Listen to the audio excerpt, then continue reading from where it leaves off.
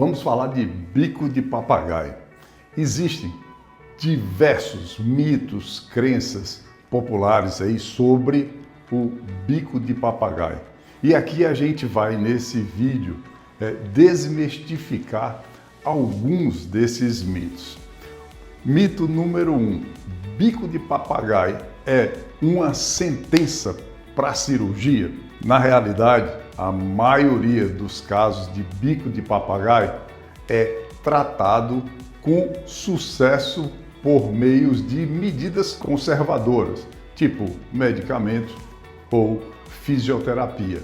E fica reservado aí para fazer cirurgia somente os casos mais graves, quando há normalmente uma compressão no nervo ou uma dor intensa que não melhora com fisioterapia e não melhora com tratamento ou com o tratamento, qualquer que seja o tratamento conservador. Mito número 2. O bico de papagaio acomete apenas os idosos. Na realidade, embora seja mais comum nas pessoas mais velhas, o bico de papagaio pode afetar também pessoas de menor idade, especialmente aquelas com predisposição genética ou que se expõem a fatores de riscos como obesidade, sedentarismo, pessoas que têm uma má postura, mas essa má postura é com relação a sobrecarga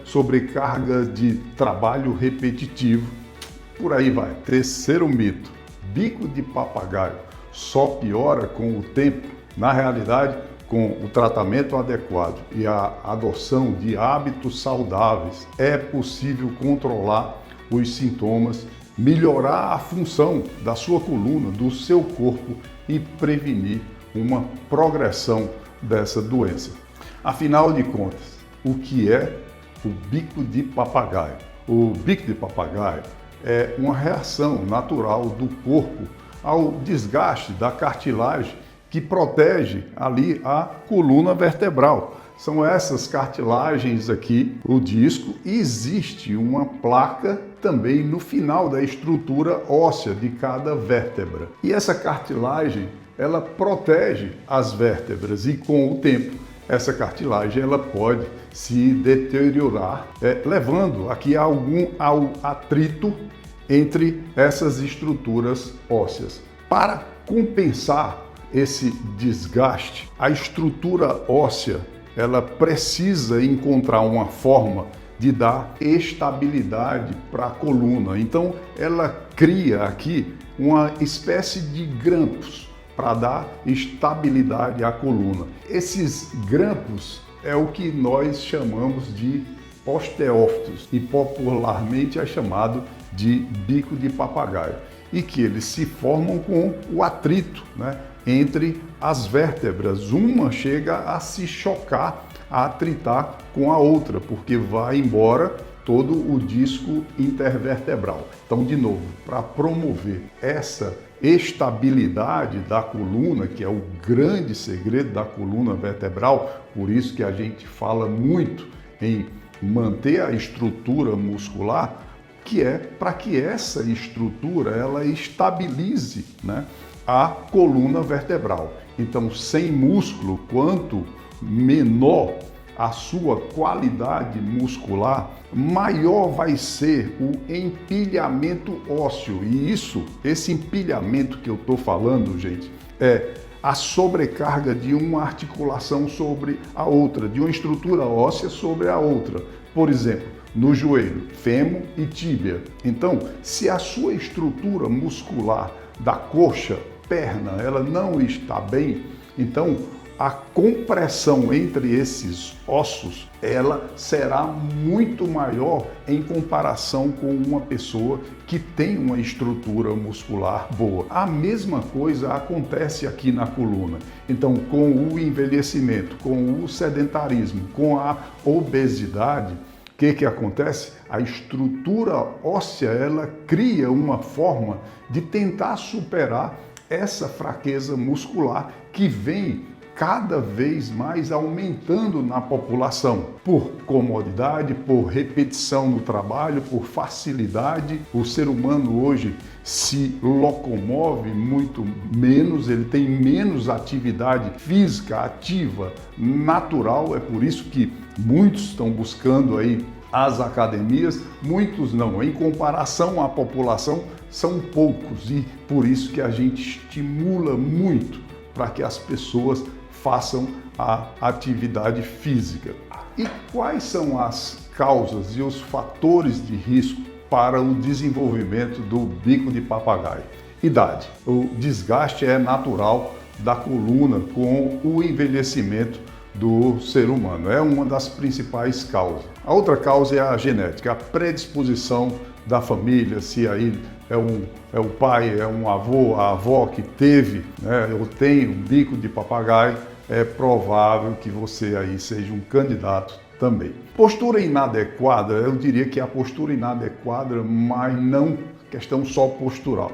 É a questão do que você faz com uma postura errada. Que gesto repetitivo você faz com a postura errada? E isso aí pode te levar, sim, à formação de novos osteófitos. Outra causa muito importante é o sedentarismo. A falta de atividade física faz com que seus músculos enfraqueçam e isso facilita mais a esse atrito que a gente vem explicando aqui para vocês.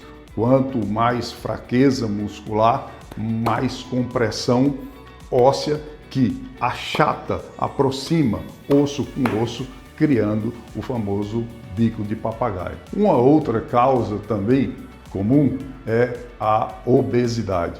Assim como a gente vem falando que a simples fraqueza muscular já causa um aumento de compressão, imagina, fraqueza muscular mais sobrecarga. Então aí é uma sopa no mel aí para formação desses bicos, desses grampos, desses osteófitos. Então, aumento do desgaste, e isso vai ser muito comum e vai provocar muitas dores. Outro fator muito comum, além do trauma de repetição, é o trauma direto ou trauma propriamente dito na coluna vertebral, que pode acontecer em jovens, ou pode acontecer com o desportista, enfim, pode acontecer acidente, e essa é uma causa, essa é uma predisposição para artrose, para a formação do bico de papagaio. Outra causa, a artrite reumatoide. Então ela pode afetar as articulações da coluna. Doenças que causam inflamação nas articulações podem levar a esse tipo de degeneração da cartilagem e da estrutura óssea, formando os osteófitos, famosos bico de papagaio. Os sintomas dos osteófitos podem variar de pessoa para pessoa, mas geralmente inclui aí dor nas costas, rigidez, aquela sensação de formigamento, a dor irradiada, que pode ser para a perna, pode ser para o braço, pode ter formigamento. Então, normalmente são esses os sintomas. A forma de você detectar ou diagnosticar seria com o exame físico que o profissional faz, mas você tem a prova ali com um raio-x, com a tomografia, com uma ressonância magnética, você ali comprova. E se esse exame for feito de forma precoce no jovem, se o profissional tiver essa desconfiança, aí sim vale a pena o exame para você detectar com bem antecedência, porque o tratamento conservador, o resultado é excelente. E o tratamento? Qual o melhor tratamento para o bico de papagaio? Bom, aí eu sou suspeito, porque eu sou fisioterapeuta, mas brincadeira, a gente está aqui falando em nome da ciência. Não é porque é fisioterapeuta ou não é porque o sujeito é médico que vai cada um puxar a sardinha, né, para o seu saco. É o contrário, a gente tem que respeitar a ciência e a melhor forma de tratar é o tratamento conservador, com medicamento e com a atividade física. Mas com a mobilização articular, dependendo do grau, né, de limitação da pessoa, dependendo do grau da dor que o paciente está sentindo, então você iniciar a fisioterapia em algum momento ali ela passiva, como mobilização articular, Mackenzie, são técnicas específicas da fisioterapia, a osteopatia, a mobilização passiva, uma boa mobilização, isso é excelente. E aí você educa o paciente a ele fazer essas mobilizações que inicialmente a gente faz passiva, para que ele faça essas mobilizações ativas. Essas mobilizações, eu estou falando do movimento articular. Gente, existem algumas outras técnicas, o alongamento.